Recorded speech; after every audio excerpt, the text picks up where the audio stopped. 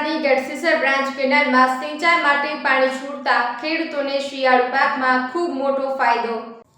કેનાલમાં પાણી છોડતા વાવ અને થરાદના ખેડૂતો માટે ખૂબ સારા સમાચાર।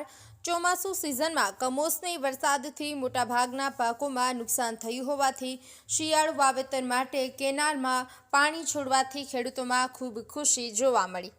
ઘણા સમયથી કેનાલમાં પાણી છોડવા માટે ખેડૂતોની માંગ હતી, જે આજે પૂરી થતાં ખેડૂતોમાં ખુશીનો માહોલ છવાયો છે।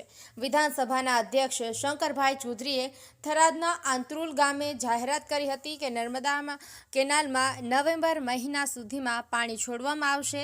ત્યારે આજે ખેડૂતોને આપેલું વચન પૂરું કરી આજે ગઢસીસર બ્રાન્ચ કેનાલમાં પાણી છોડતા ખેડૂતોએ સરકારનો અને વિધાનસભા અધ્યક્ષ શંકરભાઈ ચૌધરીનો આભાર માન્યો।